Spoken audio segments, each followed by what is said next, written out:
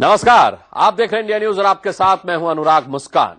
आज जनगण मन में अहम मुद्दा 2014 के चुनाव में नेताओं की जहरीली जुबान बंद होने का नाम ही नहीं ले रही। कोई कहता है नौकरी छीन लूंगा, कोई कहता है पाकिस्तान भेज दूंगा, कोई किसी को कुत्ते का। 2014 के चुनाव में नेताओं की जहरीली जुबान बंद होने का नाम ही नहीं ले रही। कोई कहता है नौकरी छीन लूंगा, कोई कहता है पाकिस्तान भेज दूंगा, कोई किसी को कुत्ते का बड़ा भाई बताता है, कोई बोटी वोटी करने की बात करता है। आजम खान, मुलायम सिंह यादव, इमरान मसूद के बयान पर बवाल अभी पूरी तरह थमा भी नहीं है कि इसी बीच गिरिराज सिंह का एक बयान, उनके भाषण से हंगामा मच गया है। गिरिराज ने मोदी विरोधियों को पाकिस्तान परस्त बताया। बीजेपी नेता संगीत सोम तो एक कदम और आगे बढ़ गए। संगीत सोम ने आजम खान को देशद्रोही बता दिया, यहां तक कह दिया कि मोदी सरकार आई तो सीधे आजम को जेल भेज देंगे।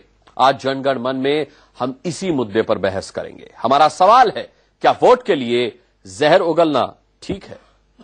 जो लोग नरेंद्र मोदी को रोकना चाहते हैं वो पाकिस्तान देख रहे हैं। आने वाले दिन में ऐसे लोगों के लिए जगह हिंदुस्तान में नहीं, झारखंड में नहीं, बल्कि पाकिस्तान में होगा। मोदी को वोट नहीं दिया तो पाकिस्तान जाना होगा। एक नेता कहते हैं वोट नहीं दोगे तो पानी बंद करा दूंगा। पण जर कुठल्या गावांनी सवलत केली तर तिथलं पाणी सगळं बंद करेल। बरोबर आहे, मी तुम्हाला आत्ताच सांगतोय। जर मासावडी किंवा तरवेली कुणी एक मिनिट काय बघा अजिबात टाळलं तर मला मशीन मध्ये दिसते, मी सरळ त्या लोकांना सांगेन की तुम्हाला जर ही अशी मस्ती आलेली आहे तर मग मला तरी काय घेणे। शेवटी कुणाच्या एका गावावरून माझी बहीण पडायची राहत नाही किंवा आज निवडून यायची राहत। एक नेता कहते हैं कि वोट नहीं दोगे तो नौकरी पक्की नहीं होगी। सच्चा बच्चों को खा दिया है, आधी बात या सच्चा बच्चों को खा दिया है और तो कहता है 1 लाख कहते हैं जा रहा तो वोट दीजिए, नहीं वोट देंगे आप घट्टों का लेंगे। ये सब नेता वोट मांग रहे हैं कि लोगों को धमका रहे हैं। वोटरों को सीधे सीधे वोट के लिए डराने धमकाने की भाषा सियासत में इस्तेमाल होने लगी। ये तो हुई वोटरों को डराने धमकाने की बात। अब एक दूसरे पर कैसे हमले हो रहे हैं वो सुन लीजिए। विरोधियों के हिटलिस्ट में नंबर 1 पर मोदी हैं। मोदी आरएसएस का सबसे बड़ा गुंडा है। ये जिस तरह की भाषा बोलते हैं इस तरह की भाषा लोकतंत्र में नहीं बोली जाती। और भाई ड्रामेबाजी करने को कोई कुछ कर ले, नरेंद्र मोदी से कौन लड़ेगा? लड़ेंगे जो ठोक के जवाब देना। ठोक के वो गुजरात समझ रहा 4% मुसलमान है गुजरात में, यहाँ 42% मुसलमान है, यहाँ गुजरात बना। सहारनपुर में एक कांग्रेस के प्रत्याशी ने यह कह दिया कि मोदी के टाइम टुकड़े टुकड़े करके रखे। अब टुकड़े किसके होंगे वो तो इस चुनाव के बाद अपने को देखने को मिलेगा। वोट के लिए जहर दोनों तरफ से निकल रहे हैं। जिसे जहां मौका मिलता है उसकी जुबान कैंची की तरह चल रही है। व्यक्तिगत हमले के साथ साथ बांटने की भी सियासत जमकर हो रही है। बड़े भाई, कुत्ते के बच्चे के बड़े भाई नरेंद्र मोदी जी, हमें तुम्हारा दम नहीं चाहिए। ये कारगिल की पहाड़ियों को फतह करने वाला कोई हिंदू नहीं था, बल्कि कारगिल की पहाड़ियों को नारे तकबीर अल्लाह अकबर कहकर फतह करने वाले मुसलमान फौजी थे। आजम खान जैसे तुच्छ आदमी के लिए, छोटे आदमी के लिए मैं कुछ कहना नहीं चाहता। मैं उसे कोई नेता नहीं मानता, वो देशद्रोही है। कई दिन से बोल रहा हूँ, गारंटी के साथ कहता हूँ आजम खान जैसे लोग जेल जाएंगे। आजम खान को चुनाव आयोग ने सबक सिखा दिया। बोले तो अमित शाह भी थे, आयोग के सामने झुक गए, इसलिए बोलने की मोहलत मिल गई। लेकिन सवाल अब भी बड़ा है कि क्या वोट के लिए जहर उगलना ठीक है? देवघर से मुकुंद पंडित के साथ ब्यूरो रिपोर्ट, इंडिया न्यूज।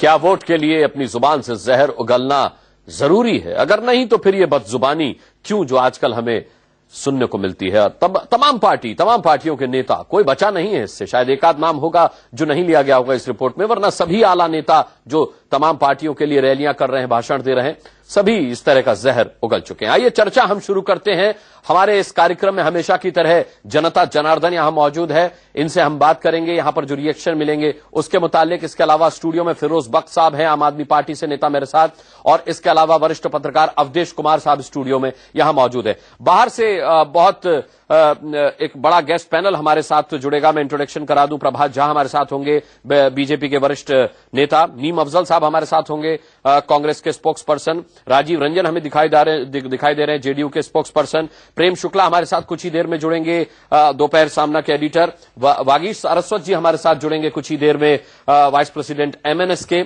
इसके अलावा सीपी राय साहब समाजवादी पार्टी के लीडर हमारे साथ जुड़े हैं। हमारे साथ ये तमाम मेहमान होंगे पूरे 1 घंटे तक।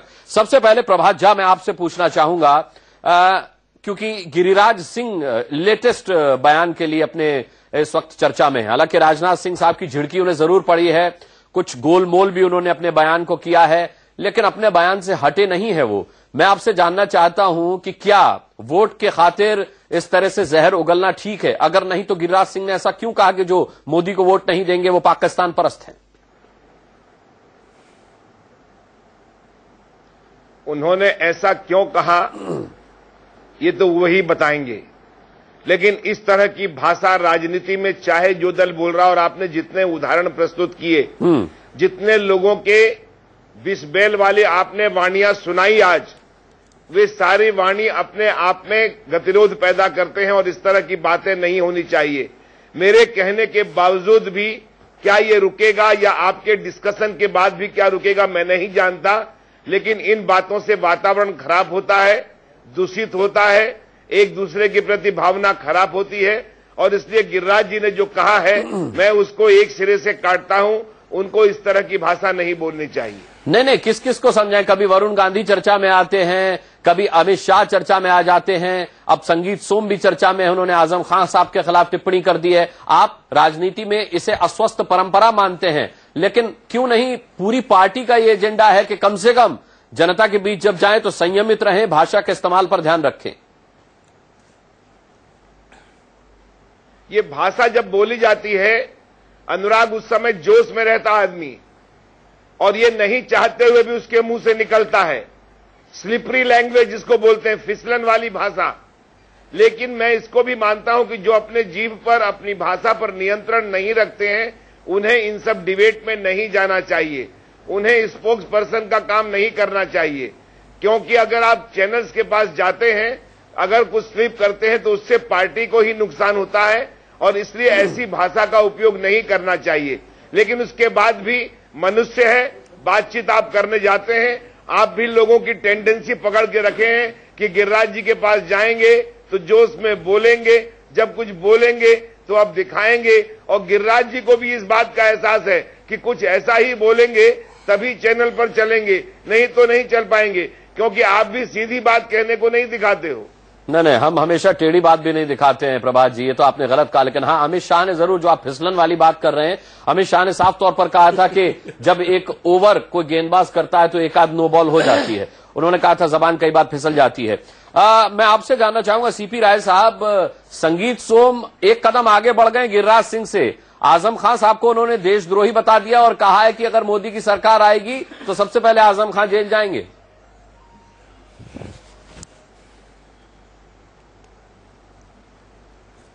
ये तो हम लोग भी जानते हैं कि जब फांसीवाद किसी देश में भी आता है तो जो भी विरोधी ताकतें होती है, वह लेखक हो, कवि हो, शिक्षक हो, विरोधी दल हो, वो या तो मारे जाते हैं गैस चैम्बर में और गोलियों से, या फिर जेल भेजे जाते हैं, जेल में सड़ाए जाते हैं बहुत बुरी तरह से। ये तो हमने हिटलर का उदाहरण देखा है।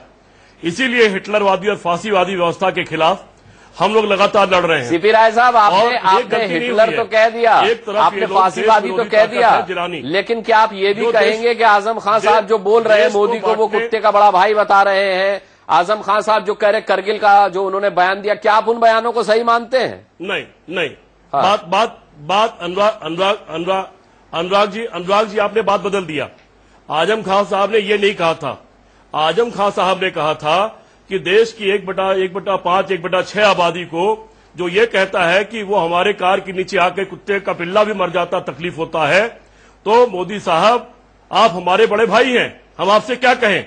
अब इसको आप जिस रूप में बदलना चाहें मैं आपको बयान सुनवा दूं, क्योंकि सही बात मैंने है, अभी इस रिपोर्ट में बयान सुनवाया है, बयान सुनाऊंगा, समय और छोटे भाई हैं, समय बर्बाद होगा। हिंदी और आजम उर्दू खान छोटी ने बड़ी तो राजीव गांधी और संजय गांधी की जैसे मृत्यु हिंदी और तक पर उर्दू जो छोटी क्रूर बड़ी बहन अट्टहास है, किया कि उसी अल्लाह का कुफ्र है, इससे ज्यादा सांप्रदायिक विद्वेष और क्रूर सांप्रदायिकता का बयान तो भारत में कभी हुआ ही नहीं जो आजम खान ने दिया है। बड़ी तकलीफ है आप लोगों को। एक आदमी आपके खिलाफ लड़ता है तो उसकी बातों को आप तोड़ मरोड़ के पेश करते हैं, आपकी दिक्कत है। खैर मैं विषय पर माफ कीजिए राय साहब, आजम खान साहब ने जो बात करी है, उन्होंने हिंदुस्तान को बांटने की बात करी है। वो सियासत कर रहे हैं मजहब की। सुनिए ध्यान से, वो और अमित शाह एक ही हैं, they are hand in love. और मैं समझता हूँ कहीं ना कहीं behind the scene Azam Khan और अमित शाह ने हाथ मिलाए सियासत का आरोप सिर्फ एक अदर पार्टी पर मत लगाइए। अरविंद केजरीवाल भी वही करने लगे। एक हिंदू कार्ड खेल रहा है, एक मुस्लिम कार्ड खेल रहा है, इंडिया कार्ड कोई नहीं खेल रहा है। माफ कीजिए, हमें इंडिया कार्ड अरविंद केजरीवाल खेल रहे हैं। ऊपर लिखा रहता है मुझे स्वराज चाहिए, नीचे उर्दू में लिखा रहता है मुझे कोई स्वराज राय नहीं कि अगर जो इंडिया कार्ड को खेल रहा है तो अरविंद केजरीवाल खेल रहे हैं। ठीक है, गिलानी से हाथ मिलाना और सबको पाकिस्तान भेज देना। आप कहां से कहां गिलानी के पास पहुंच गए? आप आजम खान को बरी करते हैं उनके बयानों के लिए? सीपी राय साहब,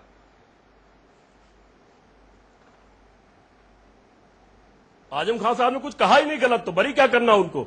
आजम खान साहब ने कोई चीज गलत नहीं कही। जनता हंस रही है, जनता हंस रही है आपकी बातों पर। अरे जनता हंस रही है आपकी बातों पर, आप देख नहीं पा रहे हैं। कोई बात गलत नहीं कही आपकी बात पर जनता हंस रही है। ऑडियंस जो बैठी हुई है मेरे शो में, वो हंस रहे हैं आपकी इस बात पर। अनुराग जी, आजम खान ने कोई नई बात नहीं कही है। उन्होंने अगर ये कहा है कि अगर कारगिल में जब बाबरी मुस्लिम मस्जिद बचाई थी, फौजी हैं, उन्होंने कुर्बानी दी, दुनिया जानती है। इसको कोई नहीं निकाल रहा, कोई हिंदू नहीं कह रहा, कोई नहीं कह रहा, ईसाई नहीं कह रहा, सब जानते हैं इस बात को। आखिर ये फजूल बात कहने की जरूरत नहीं थी। उन्होंने राजनीति को पोलराइज करने की कोशिश की है, जिसका मुझे बहुत अफसोस है और मैं भर्त्सना करता हूं आजम खान की इस टीवी चैनल। सीपी राय साहब, आप हंसती हुई जनता पर सवाल उठा रहे हैं, इसलिए मैं हालांकि अब बाद में जनता के पास जाता हूं, लेकिन खासकर आजम खान के बयान पर मैं जनता का रिएक्शन जरूर लूंगा। आपने कहा आजम खान ने ऐसा कुछ कहा ही नहीं है कि उन्हें बरी किया जाए या उन्हें गुनहगार माना जाए। अरे आजम खान देश को बांट रहे हैं, जनता की बात आजम खान को ऐसे सियासत आपको क्या लगता है? जनता को भी इन्वॉल्व कर देते, आपको क्या लगता है? सिद्धांतों पर लड़ते हैं और सिद्धांतों पर एक एक करके बोलिए, माइक लेके, और कार्यक्रमों और आप पहले खत्म करना चाहते हैं। मैं आपके माध्यम से कहना चाहता हूं, ये देश को बांटने की बात है और जो आजम खान ने कहा वो बहुत ही गलत था और हम गिरिराज जी को भी करने का अच्छा कहा नहीं कह रहे हैं और केजरीवाल भी कह रहे हैं। नहीं, लेकिन गिरिराज सिंह की तो फटकार लगाई ना, राजनाथ सिंह ने उन्हें डांटा है। ये तो डांटने को भी तैयार नहीं है। इस तरह की बात नहीं होनी चाहिए, ये तो बिल्कुल नहीं नकार रहे हैं और उन्होंने तो बहुत गलत बात कही है। और जो वहाँ फौजी होते हैं उनका कोई जाति नहीं होती है, कोई धर्म नहीं होता है, वो सिर्फ देश प्रेमी होते हैं, देश के लिए करते हैं। ये बहुत ही गलत बात कही उन्होंने जी। ये सर जनता को देखने को आज फ्रस्ट्रेशन मिल रहा है कि कितना फ्रस्ट्रेशन इन नेताओं के अंदर भरा हुआ है। नहीं कहा तो ऐसा लग रहा है कि बहुत ज्यादा फ्रस्ट्रेशन। चौकी जो कब्जा नहीं हो पा रही थी, जिसके बारे में साहब जो आजम खान ने कहा, जनता को सुन लीजिए, नुकसान हुआ है, पूरे हिंदुस्तान के मुसलमानों को नुकसान पहुंचा है उससे। आप इस बात को ध्यान जो कहा है वो ऑन रिकॉर्ड है। सीपी राय साहब, आजम खान साहब ने जो कहा है वो ऑन रिकॉर्ड है। मुलायम सिंह क्यों डिफेंड कर रहे हैं? गलत बात कही है आजम खान ने, माफी मांग ले। सबका खून बहा, हम सिर्फ ये कहना चाहते हैं, बोलिए। आप लोग इस देश की एक कौम को पाकिस्तान भेजना चाहते हैं। चलिए ठीक है सीपी राय साहब, आगे भी बढ़ना होगा। मीम अफजल साहब, आप कुछ कहना चाह रहे हैं? मीम अफजल साहब ठीक है, सीपी राय जी आता हूं आपके पास, सीपी राय जी आऊंगा आपके पास। मीम अफजल साहब, अगर आप मेरी बात सुने, बिल्कुल, अगर मेरी बात सुने तो मैं सबसे पहले तो ये कहूंगा कि कारगिल में भारत लड़ा था और भारतीयों की जीत हुई थी। न उसमें हिंदू था, न मुसलमान था, न सिख था। वहां जो बहने वाला खून था वो भारतीयों का था और भारत की जीत हुई। आजम साहब ने एक कम्युनिटी का नाम लिया, मेरे ख्याल में उसको अवॉइड करना चाहिए था। हम सब भारतीय हैं और अगर मुल्क पर कभी ऐसा वक्त आए तो हमें सबको मिलकर के लड़ना चाहिए, ऐसा मेरा मानना है। लेकिन ये बात बेनी बाबू और जयराम रमेश को कैसे समझाएंगे आप? गिरिराज किशोर जी, मैं अभी आ रहा हूं, आप मुझसे पूछेंगे तो मैं बताऊंगा। मैं गिरिराज किशोर जी के आज लोगों, आपने जो प्रोग्राम रखा है वो गिरिराज किशोर जी साहब के कहने के जो उन्होंने बयान दिया उस पर रखा है। ठीक है, उन्होंने कह दिया। उनके कहने के बाद हमें लगा इंतहा हो गई इसलिए रखा है। कह दिया कि ऐसा नहीं कहना चाहिए था। मैं ये बता रहा हूं कि उन्होंने जो कहा उससे आप, ये तो ठीक है, वो अल्फाज वापस भी ले सकते हैं, सब कुछ कर सकते हैं, लेकिन एक मानसिकता पता लगती है कि आप बगैर सोचे समझे एक कम्युनिटी के ताल्लुक से अगर आपके दिल में कोई दर्द है तो आप उसकी वजह से इस देश के 80% लोगों को पाकिस्तान भेजने की बात करेंगे तो इसका क्या नतीजा निकलेगा। इसलिए कि मोदी जी की मुखालफत तो भारतीय जनता पार्टी के बाहर 80% लोग करते हैं और खुद उनकी पार्टी में लोग उनकी मुखालफत कर रहे हैं, खुद उनसे एग्री नहीं करते। अडवाणी जी को पाकिस्तान भेजेंगे क्या मुरली मनोहर जोशी जी को भेजेंगे पाकिस्तान में? क्या उमा भारती ने जिन्होंने कहा था? तो हमारा कहना यह है कि इस तरह की भेजेंगे क्या मुरली मनोहर जोशी जी को भेजेंगे पाकिस्तान में? क्या उमा भारती ने जिन्होंने कहा था? तो हमारा कहना यह है कि इस तरह की बातें करके आप मानसिकता पर गौर कीजिए। मेरा ये मानना है कि गिरिराज किशोर बहुत छोटे लीडर हैं, बड़े लीडर नहीं हैं, लेकिन ये बात अभी शुरू में हमारे झा साहब ने कही। हम झा साहब से बहुत लड़ाई लड़ते हैं, चैनल पर बैठकर कभी कभी लड़ते हैं, लेकिन आज उन्होंने एक बात बहुत अच्छी कही है और मैं भी आपसे कहना चाहता हूं, इस तरह के बयानात को, अव्वल तो मैं समझता हूं कि इस तरह के बयानात को कोशिश किया करे अगर मीडिया कि इनको साइडलाइन कर दें, क्योंकि कुछ लोग इस शौक में भी बोलते हैं कि हमारे जैसे लोग जिन्होंने आज तक 400-500 टेलीविजन डिबेट्स की हैं, सैकड़ों प्रेस कॉन्फ्रेंसेस कर दी हैं, हमारे ताल्लुक से कभी कोई बड़ी कंट्रोवर्सी नहीं हुई है, इसलिए शायद हम आज जो लोग जिसको बड़ा नेता कहते हैं शायद उस जिम्रे में नहीं आते हैं जी। बड़े नेता वही बनते हैं जो रोजाना आपको अच्छी सी बाइट दें और ब्रेकिंग न्यूज दें। आप क्या बेनी बाबू बड़े नेता नहीं है क्या? जयराम रमेश बड़े नेता नहीं है क्या? अफजल साहब, ये तो सीधे मैं तो कह रहा हूं, मैं तो कह रहा हूं, अगर कोई भी देखिए, मैं आपसे कह रहा हूं, कोई भी छोटे नेता भी सोचते हैं कि अगर हम ऐसा बयान देंगे तो हम सुर्खियों में आ जाएंगे। संगीत सोम ने जो बयान दिया, आप देखिए, दिखा रहे हैं आप उसको। नहीं, आप बेनी बाबू पे आ जाइए। गिरिराज सिंह ने तो पाकिस्तान कहा, उन्होंने कहा कि ये तो कब्रिस्तान जाएंगे। फिर जयराम रमेश बोले प्राकृतिक आपदा घोषित कर देंगे अगर मोदी जीत गए तो। फिर ये किस तरीके की बयानबाजी है? देखिए, ये भी नहले पे दहला है। देखिए, आपको बता दूं, हिंदुस्तानियों का स्थान न कब्रिस्तान है और न पाकिस्तान है। वो इसी मुल्क में रहेंगे, अगर मरेंगे तो यहीं कब्रिस्तान में जाएंगे या शमशान में जाएंगे। लेकिन पाकिस्तान कोई माई का लाल इस देश से एक आदमी को भी नहीं भेज सकता। 80% आबादी तो छोड़ दीजिए।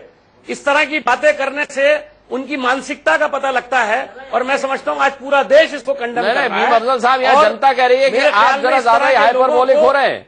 90% आपने प्रतिशत का आंकड़ा खुद ही दे दिया। अब आपका बयान भी हमें दिखाना ही पड़ेगा। मीडिया तो अच्छा बुरा दोनों ही दिखाएगा साहब। अच्छा गप और बुरा थू तो हम नहीं कर सकते।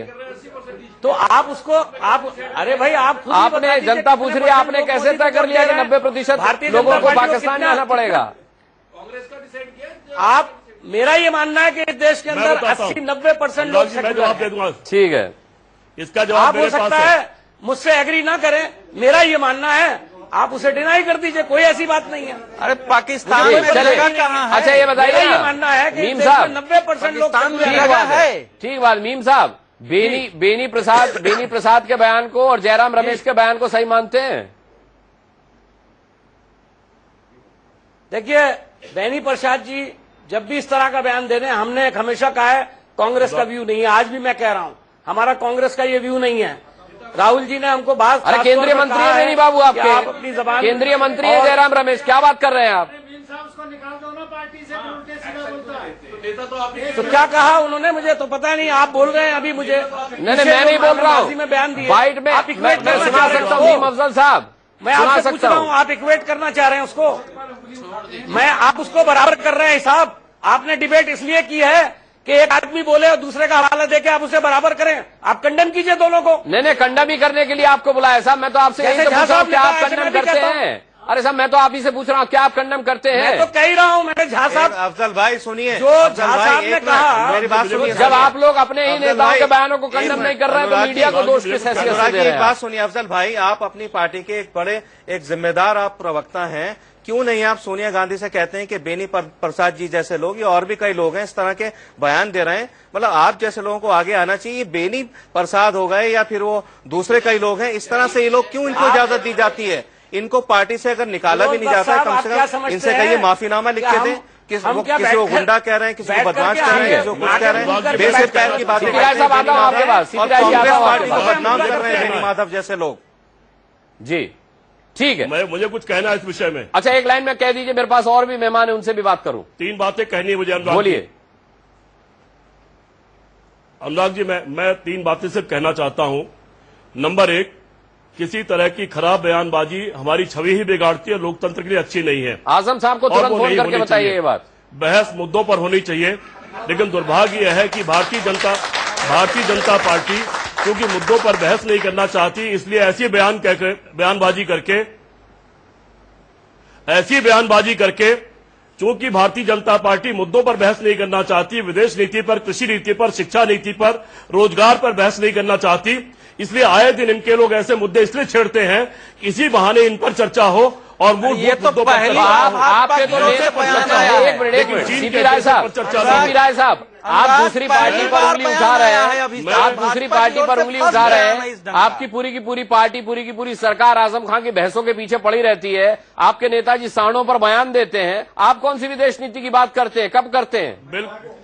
आप शिक्षा मित्रों से कहते हैं, आपके नेताजी शिक्षा मित्रों से कहते हैं कि अगर वोट नहीं दोगे तो इतनी हल्की बातें कर रहे हैं तो बहाली खारिज कर दूंगा। बात करनी है तो आइए, बात करनी है तो बात करिए कि चीन के मुद्दे पर इस देश में कौन लड़ रहा था मुलायम सिंह को छोड़ करके। जी बात करनी है तो बात करिए। इस तरह से मेरे पास प्रेम शुक्ला और राजीव रंजन जी प्रकार से मुलायम सिंह और राजीव रंजन से बात करनी है मुझे। कितनी गलत जबान बोली थी, एक एग्जाम्पल मैं दे रहा हूं। जनता का एक रिएक्शन आपके लिए, जनता का एक सवाल है सीपी राय साहब आपके लिए, बोलिए। दिया जाए और बात करिए कि कैसे किसान की भलाई की जाए। चीफ हैं मुलायम सिंह जी ने अभी एक भाषण दिया था कि बच्चों से छोटी मोटी गलतियां हो जाती हैं, रेप के फांसी नहीं होनी चाहिए, इसके लिए हम कानून बदलेंगे। और उन्होंने अब एक और सभा में ये बोला था कि अगर हम प्राइम मिनिस्टर बने तो इस देश का नाम ही बदल देंगे। क्या नाम रखेंगे आप इस देश का? एक बात और है सीपी राय जी, सुनिए सीपी राय जी, आपको याद होगा जब बच्चे मर रहे थे सर्दी में, सुनिए सीपी राय जी, आराम से जवाब दीजिए इसका, बोलिए मत अभी, एक मिनट मेरी बात भी सुन लें। अरे आपको तो टेप रिकॉर्डर की तरह शुरू हो जाते हैं, अकेले फंस गए बेचारे। एक बात सुनिए, बच्चे सर्दियों में मर रहे थे वहाँ कैंपों में, अब ये बताइए मीडिया पर्सन से फंसाए जा रहे हैं और बच्चे वहाँ मर रहे हैं,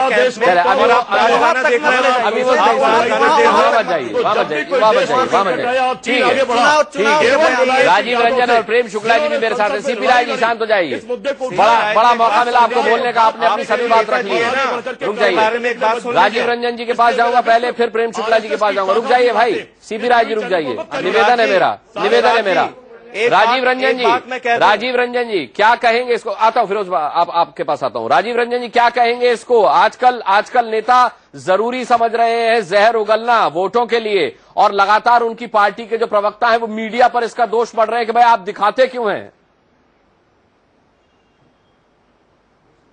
देखिए, जुबान की फिसलन इसे केवल नहीं कह सकते, ये सुनियोजित रणनीति के हिस्से के तौर पर ऐसे बयान हैं। इन बयानों को देने के जो तरीके हैं, अगर वो बयान नरेंद्र मोदी जो किसी गठजोड़ के सबसे बड़े नेता हैं, उन्होंने अगर कोई बयान दिया है या उनके दल के बड़े नेताओं ने बयान दिया, उस श्रृंखला में गिरिराज सिंह या उनके जैसे दूसरे मझोले कद के नेताओं के जो बयान हैं, मैं एक बात कहना चाहूंगा, ये 2 तरह के लोग हैं। एक पूरी तरह से गोलबंदी, जब बड़े सवालों पर पार्टी का स्टैंड साफ नहीं है, आपके अकाउंट में बैलेंस नहीं दिखता है डेवलपमेंट या भ्रष्टाचार के सवाल पर लड़ाई लड़ने के लिए, तो आप ध्रुवीकरण करना चाहते हैं ऐसे भावनात्मक सवालों पर, और उसके लिए ऐसे हथकंडे इस्तेमाल किए जा रहे हैं। जो बातें कही गई पूरी श्रृंखला देख लीजिए, वसुंधरा राजे सिंधिया, नरेंद्र मोदी जी, अमित शाह जी, और उसके बाद लगातार उस सिलसिले में दूसरे पार्टियों के लोगों का भी नाम ले दीजिए। इस बयान को लेकर के राजनाथ सिंह की फटकार के बाद भी गिरिराज सिंह ने यही कहा कि वो अपने बयान पर कायम है।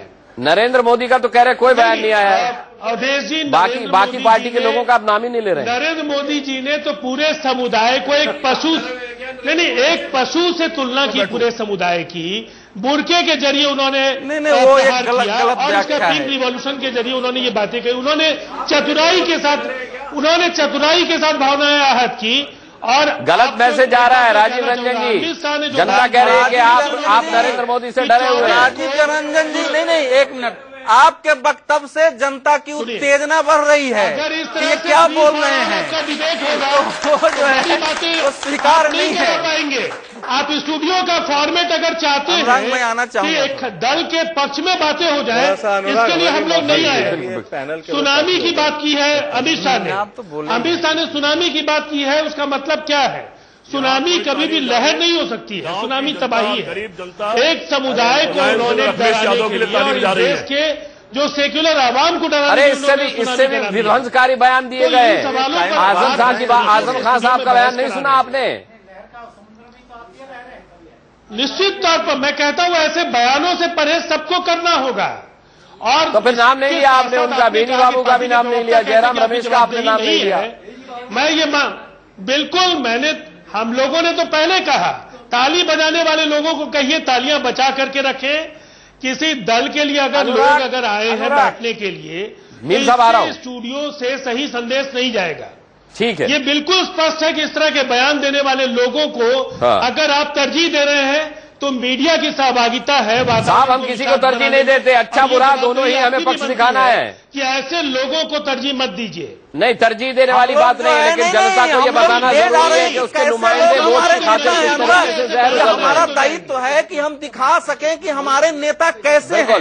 ये तो हमारा दायित्व है। मैं बीच में आना चाहूंगा, इस समय का जो परिदृश्य अनुराग वो ऐसे लग रहा है, ऐसे लग रहा है जैसे नेताओं की जगह पर जहर की मशीनें खड़ी हो गई, जैसे स्विच ऑन होता है कि उसमें से जहर निकलना शुरू हो जाता है। और वो एक पार्टी दो पार्टी की बात नहीं है। हालांकि अभी तक किसी बड़े नेता ने ऐसा बयान नहीं दिया है।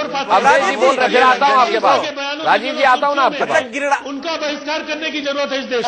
राजीव जी, ठीक है, तो ये गिरिराज सिंह को 20 वर्ष से मैं जानता हूँ, इस प्रकार चरित्र कभी देखा नहीं था आज तक। मुझे भी आश्चर्य हुआ, मैंने कोशिश की कि उनसे बात करूं, लेकिन ये पहली नजर में ही ये बहुत आपत्तिजनक है और बहुत धक्का पहुंचाने वाला है। और इससे एक सेकेंड, इससे क्षति भाजपा को कैसे? देखिए, कांग्रेस या बाकी पार्टियां इस समय कोशिश में ये थी कि किसी भी ढंग से भाजपा का कोई नेता ऐसा बयान दे कि हमको जो है अपनी बात प्रमाणित करने का अवसर मिले कि भाजपा समाज का विभाजन करना चाहती है।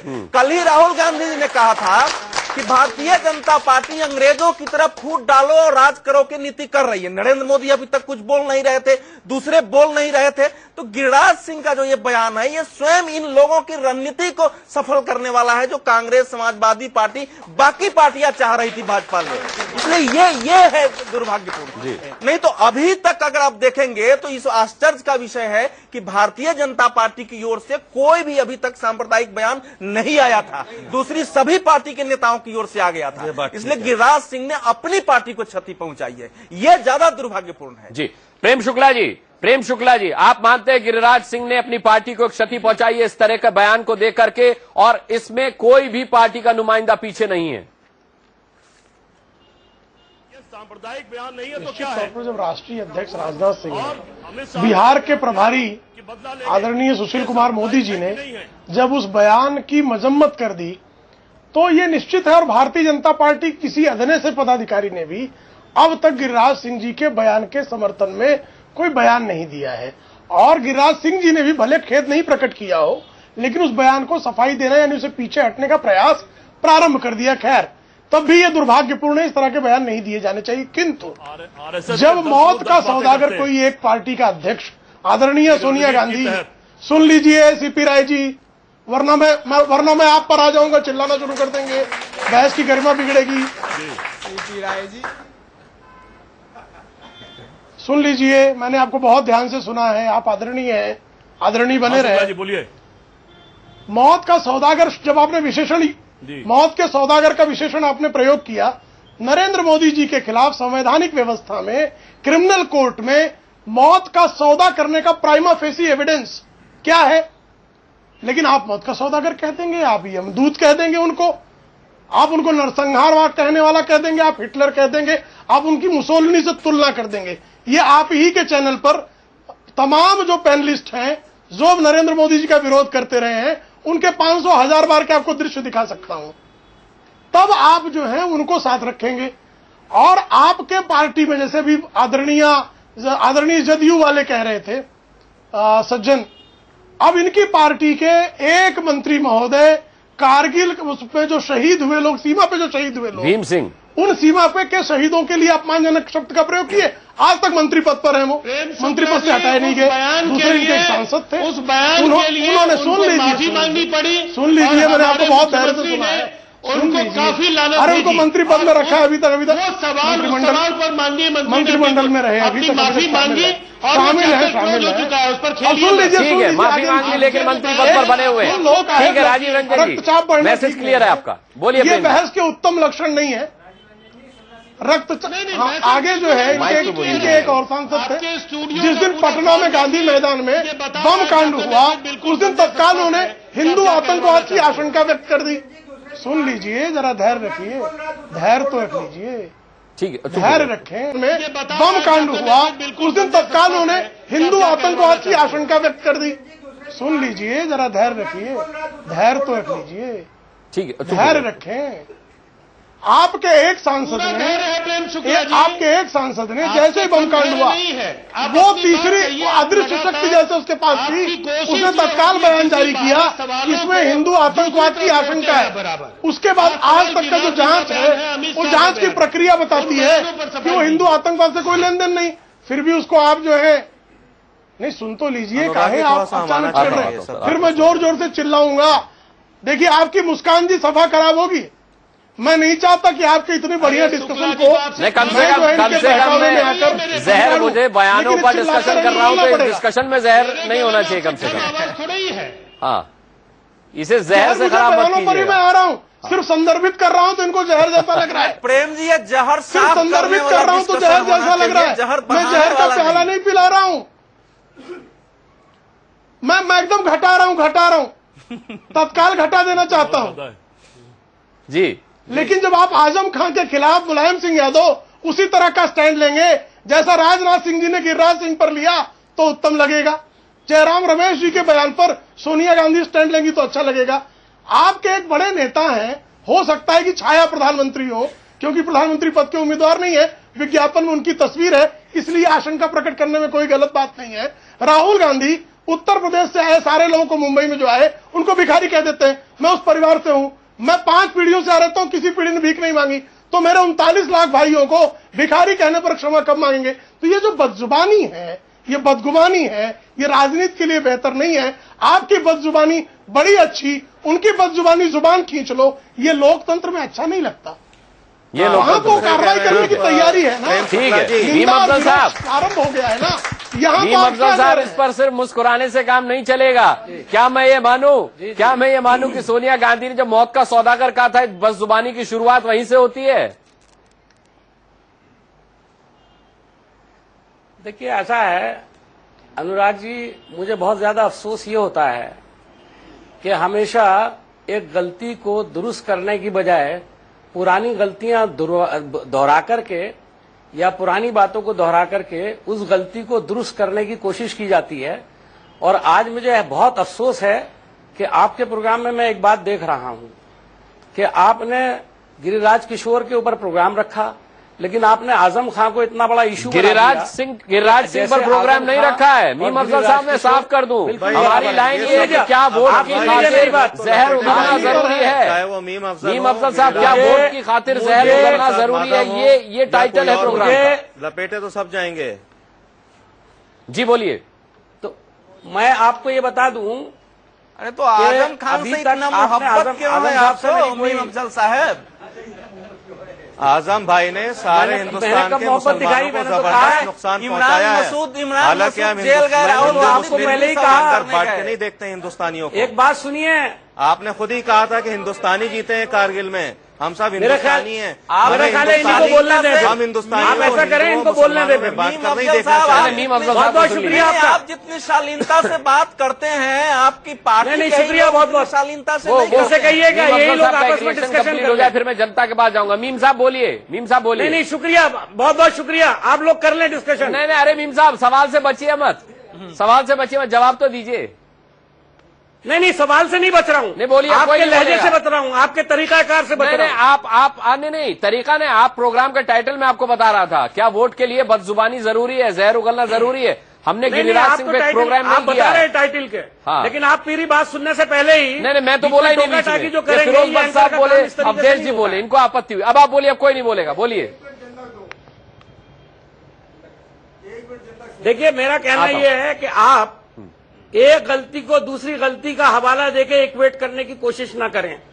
मैं शुरू में जो झा साहब ने कहा, उस जज्बे के तहत मैं समझता हूं कि हम लोग साफ सुथरी राजनीति के कायल हैं और साफ सुथरी राजनीति में इस तरह की बातों की कोई गुंजाइश नहीं है। आपने अभी बहुत सारे हवाले दिए, मैं भी बहुत सारे हवाले दूंगा। मोदी जी पिछले 8 महीने से जो तकरीरें कर रहे हैं, उसमें वो कभी शहजादा कहते हैं, तो शहजादा कौन सी गाली है साहब? शहजादा आप लोग चुनाव आयोग पहुंच गए, टारगेट क्या होता है? दिक्कत क्या है उनका? टारगेट क्या होता है? शहजादे में बदजुबानी क्या है, ये तो बताइए। सुन लीजिए मेरी बात, मैं अब सुन लीजिए भाजपा बीजेपी के प्रवक्ता है पैनल। आप मेरी बात सुनेंगे या नहीं? बोलिए मीम साहब। मैंने कहा आपसे कि अभी कोई साहब फरमा रहे थे कि शहजादे तो हैं ही। शहजादे नहीं है वो शहीदजादे हैं। शहीदजादे हैं, सुन लीजिए, शहजादे नहीं है, शहीदजादे हैं। शहीद का बेटा है, शाह का बेटा नहीं है। आप पूरी भारतीय जनता पार्टी में एक शहीदजादा दिखा दे मेरे को। चलिए, इस नामकरण में तालियां बहुत दी गई आपको। मीम साहब, देश के लिए जान दी हो, ठीक है। नरेंद्र प्रभात झा जी, राहुल गांधी शहजादे नहीं शहीदजादे हैं। बड़ी तालियां मिली है मीम अफजल साहब को इस नए नामकरण पे। बिल्कुल है, यही अपेक्षा करते हैं, शोधा ज्यादा न बने हो।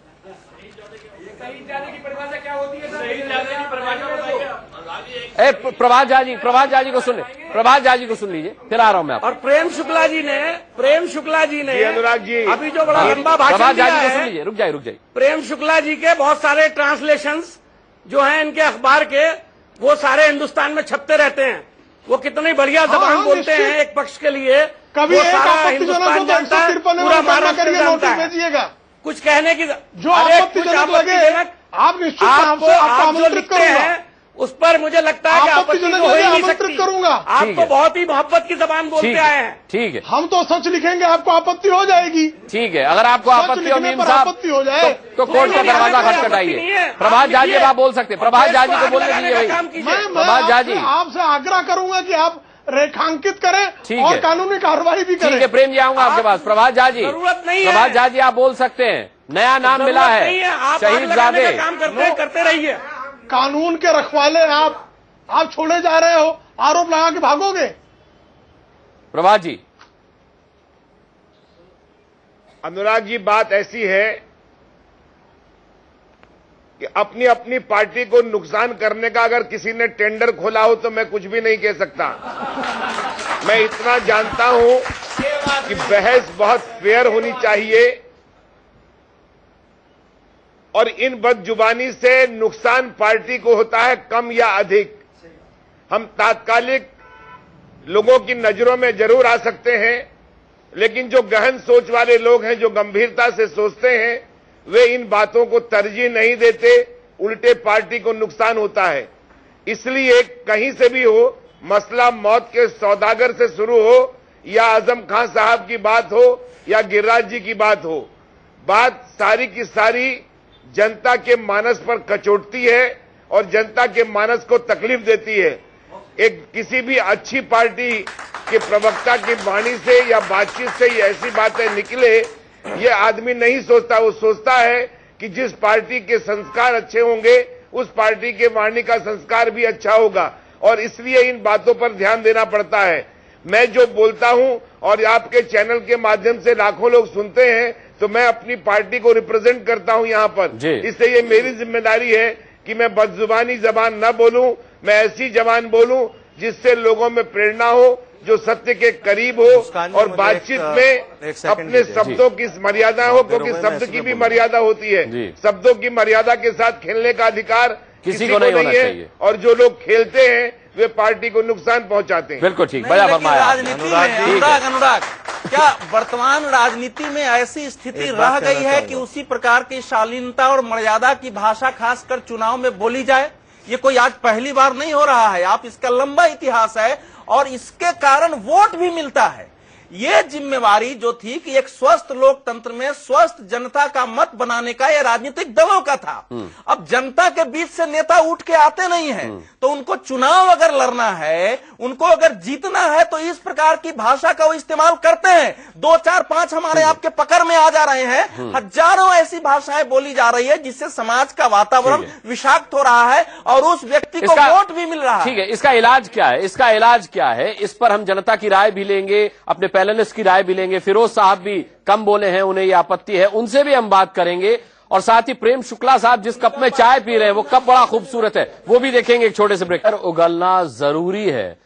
जिन पार्टी के नेताओं ने जहर उगले हैं, उन पार्टी के तमाम पार्टियों के प्रवक्ता यहां पर हमारे साथ मौजूद है। सब कहते हैं कि नहीं, उगलना तो नहीं चाहिए, लेकिन अगर उगला जा रहा है तो ये बेहद दुर्भाग्यपूर्ण है। जनता के मन मस्तिष्क पर गलत प्रभाव ये डालता है और अपनी ही पार्टी को ऐसे बदजुबानी करने वाले नेता डेंट पहुंचाते हैं, नुकसान पहुंचाते हैं। लेकिन सवाल यह कि इस मुद्दे पर फिरोज साहब आपसे भी बात करूं तो किस उम्मीद से मैं बात करूं? वाणी के साथ डेंट पहुंचाते हैं, नुकसान पहुंचाते हैं। लेकिन सवाल यह कि इस मुद्दे पर फिरोज साहब आपसे भी बात करूं तो किस उम्मीद से मैं बात करूं? वाणी के संयम पर बात करूं तो किस उम्मीद से बात करूं? भाषा की मर्यादा पर बात करूं तो किस उम्मीद से बात करूं? अरविंद केजरीवाल खुद शिंदे साहब को तू तड़ाका करके बात करते रहते हैं और तमाम इस तरीके के बयान आपकी पार्टी के लोगों की तरफ से भी आते। राखी बिरलान चुनाव आयोग को कुछ नहीं समझती, आप लोग किसी के लिए कुछ भी बदजुबानी कर देते हैं। किस उम्मीद से आपसे भी बात करूं? नहीं, मैं अभी सुन रहा था सब लोगों की बात बहुत ध्यान से। थोड़ा सा मैं 1 मिनट लूंगा, मुझे थोड़ा वक्त दीजिए। प्रेम शुक्ला की बात को आगे बढ़ाऊंगा। देखिए, जब कोई नेता जनता में बोल रहा है, लाखों लोग, करोड़ों लोग उसको सुनते हैं, उसको बच्चा भी सुनता है, उसको औरत भी सुनती है, उसको बड़ा बूढ़ा सब लोग सुनते हैं, तो उसका पैमाना क्या होना चाहिए? उसकी जबान का, उसकी भाषा का। मेवाजल साहब, मर्यादा, शालीनता, शिष्टाचार, शराफत, ये पैमाना होना चाहिए। आप सुनिए, यूट्यूब पे जाइए, मौलाना आजाद को सुनिए, सरदार पटेल को सुनिए, बाबू राजेंद्र प्रसाद, ये कागज जिसपे आपने ये लिखा, अटल बिहारी वाजपेयी को सुनिए, अटल बिहारी वाजपेयी पे। 1 मिनट, कितने हमले हुए अटल बिहारी वाजपेयी पे? कभी उन्होंने विश्वास को भी सुनिए, जो बात सुनिए। आपने अरविंद केजरीवाल का सवाल उठाया। अवधेश बाबू, 1 मिनट, अवधेश बाबू 1 सेकंड सुन लीजिए, अवधेश बाबू सुन लीजिए। आपने अरविंद केजरीवाल का नाम लिया कि उन्होंने अपशब्द कहे होम मिनिस्टर के बारे में। मैं समझता हूं कि अगर ऐसा कहा उन्होंने, मैंने भी सुना था, वो ठीक नहीं था, लेकिन उन्होंने भी बाद में उनको येड़ा कहा, हिसाब बराबर कर दिया। मैं समझता हूं बड़े बड़े लोग हैं, इनको इस तरह की जबान का इस्तेमाल नहीं करना चाहिए। शराफत की जबान, शराफत का पैमाना, अगर ये समाज से उठ जाएगा तो सुनिए मुस्कान जी, अगर ये शराफत का जबान, शराफत का पैमाना अगर खत्म हो गया तो फिर क्या होगा? सड़कों पे खून की नदियां चलेंगी, जो हम में से कोई नहीं चाहता। चाहे वो कोई भी पार्टी हो, चाहे वो अरविंद केजरीवाल हो, चाहे वो आम आदमी पार्टी से ज्यादा कोई भी हो, मर्यादा को तोड़ने वाला तो कोई पार्टी ही नहीं है। नहीं, बिल्कुल गलत कह रहे हैं। मैं बिल्कुल आपसे एग्री नहीं करता। नहीं, आम आदमी पार्टी का नेता मर्यादा रखती है। आप देखिए, नहीं, बिल्कुल आप गलत। नहीं, आपकी पार्टी ने मर्यादा नहीं रखी, बल्कि अरविंद केजरीवाल खुद मर्यादा पुरुषोत्तम बन गए। वो एक अपमान का बड़ा अपने आपको मर्यादा पुरुषोत्तम बता दिया। राम से अपनी तुलना करके बोलने की तमीज कमेंट कह सकते हैं और किसी को नहीं है। बहुत बड़ा लेबोरेटरी बनकर सामने आया।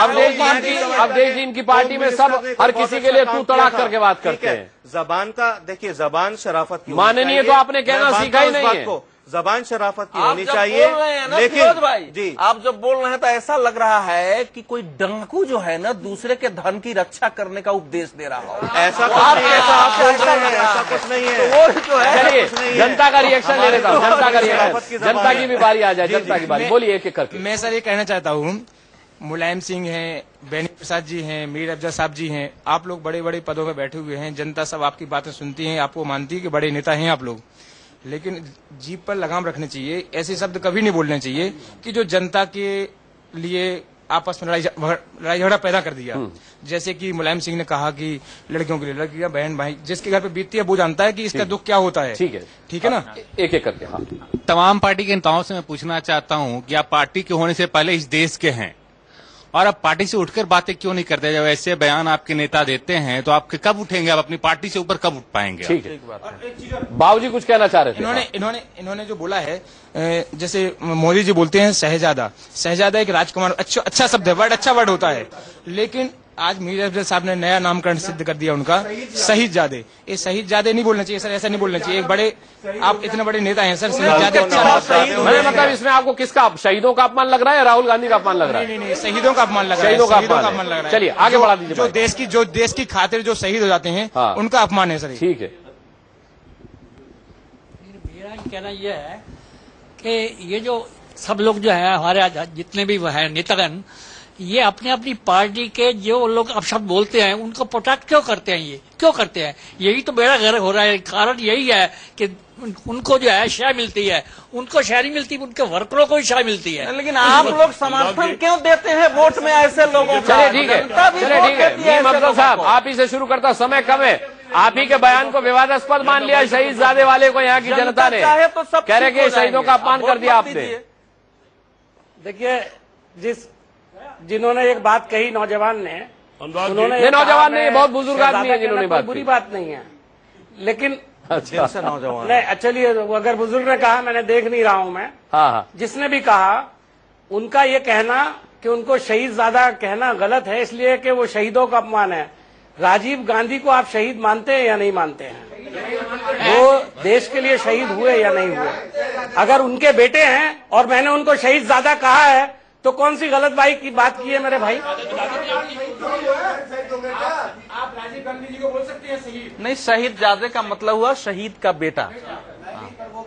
मैं शहीदजादे का मतलब है शहीद का बेटा। ठीक है, और शहजादे का मतलब है बादशाह का बेटा। ठीक है, समझ गए आपकी बात। आप नहीं जानते इसलिए मैं आपको समझा रहा हूँ। मीम अफजल साहब समझ गए, लेकिन अब सभी से एक एक रिएक्शन में लूंगा। मीम अफजल साहब, क्या पार्टी में इस तरह की कोई गाइडलाइन जारी करेंगे आप, जिससे बेनी बाबू जैसे वरिष्ठ नेता बदजुबानी न करें, जयराम रमेश जैसे जिम्मेदार नेता जहर न उगलें, इमरान मसूद दोबारा इस तरीके की बात ना करें? पार्टी लाइन को ऐसी जारी होगी? अब मैं अगर आपसे बात करूंगा, इसका कोई सफाई पेश करूंगा तो अभी आप हंगामा कर देंगे। आप कह रहे हैं कमेंट ले लीजिए। आपने तीनों बातें गलत कही हैं।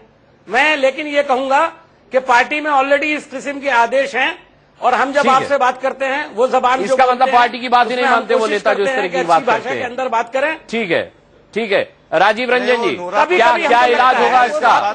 इस बदजुबानी का क्या इलाज हो? को पीछे हटा भी लेती है। इलाज आपके हाथ में है, इलाज आपके हाथ में है। पार्टी ने तो हमारी पार्टी ने ब्रेकिंग न्यूज बनाना बंद कर दीजिए, इलाज हो जाएगा। हमारी पार्टी ने बाजाब्ता अपने स्पोक्स पर्सन को निर्देश दिए हैं और हमारे पार्टी के नेताओं ने लगातार वाणी संयम का परिचय दिया है। एक बयान जिसका आपने जिक्र किया, उस बयान के लिए पार्टी नेतृत्व ने फटकार लगाई और उसके बाद आप देखेंगे सार्वजनिक मंचों पर हमारी पार्टी के नेता इस तरह का कोई बयान नहीं दे सकते जिससे जन भावनाएं आहत हो। लेकिन आज ये देश के सामने एक बड़ा सवाल है।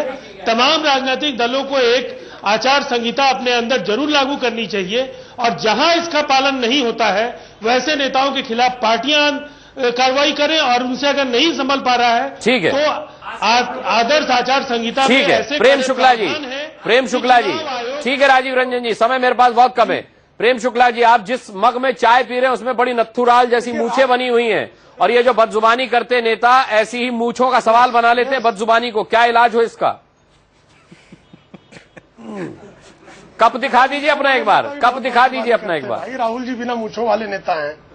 राहुल जी भी जो है वो मूछे नहीं रखते हैं लेकिन कई बार बदजुबानी करते हैं तो वो सब छोड़िए, फिर मूछों वाले बदजुबान ये कहना ठीक नहीं। देखो रहीम दास ने 17वीं सदी में कह गए वो कि रहीमन जीवा बावरी कही गए सरक पताल, आपन तो भीतर चली जूती खात कपाल। जूते सिर पे पड़ते हैं तो बदजुबानी नहीं करना चाहिए। विराज सिंह जी खिलाफ जिस तरह की बात हो रही, क्या उसके पात्र हैं वो? लेकिन बदजुबानी हो गई तो पात्र बन गए, उनकी पार्टी के लोग उनके खिलाफ बात कर रहे हैं। ठीक है, सीपी राय जी, आजम खान साहब को समझाएंगे जो जो बातें आपने इस कार्यक्रम में कही हैं। अनुराग जी, मुझे आपने बहुत कम समय दिया। पहली बात तो मैंने शुरू में कह दिया कि किसी तरह शुरुआत का सारा समय आप ही ने ले लिया सर। परंपरा के खिलाफ है। दूसरी बात मैं कहना चाहता हूं अनुराग जी कि शब्द तो दर्द देते हैं, लेकिन शब्द से ज्यादा कर्म दर्द देते हैं। जिस मंदिर के लिए इतने दंगे पूरे देश में कराए गए, 6 साल तक सरकार में उसके लिए कुछ नहीं किया गया और फिर उसको दोबारा चुनाव घोषणा पत्र में डाल दिया गया। अब ये तो आप अलग मुद्दे पर ले जा रहे हैं बात को। सीपी राय साहब, नहीं, नेताओं की बदजुबानी पर यह चर्चा चल रही थी। प्रभात झा जी के पास मैं नहीं जाऊंगा, क्योंकि प्रभात झा जी पहले ही कह चुके हैं कि पब्लिक के सेंटिमेंट से खिलवाड़ करने वाले ये शब्द नहीं बोले जाने चाहिए। बिल्कुल, मेरे पास समय बिल्कुल खत्म हुआ। आप सभी का बहुत बहुत धन्यवाद करना चाहूंगा। एक लाइन की कविता अवधेश जी की, और उसके बाद ये बहस खत्म। है हवाएं सब और बेकली है, कोई नहीं बताता किश्ती किधर चली है। मझधार है भंवर है या पास है किनारा, यह नाश आ रहा है या सौभाग्य या सितारा। कोई शेर आपके पास? कोई शेर आपके पास? जल्दी से। ऐसी वाणी बोलिए मन का आपा खोए, कबीर की बात कर रहा हूँ। औरन को शीतल करे अपुन शीतल होए। ये SMS कर दीजिए अरविंद केजरीवाल को अभी इस कार्यक्रम के बाद। बहुत बहुत धन्यवाद करना चाहेंगे आप सभी का, बहुत बहुत धन्यवाद करना चाहेंगे आज जनगणमन में हमारे साथ रहने के लिए। अगले हफ्ते इसी वक्त फिर एक अहम मुद्दे पर आपके साथ होंगे, जनता को लेकर के, मेहमानों को लेकर के। तब तक के लिए बहुत बहुत इजाजत।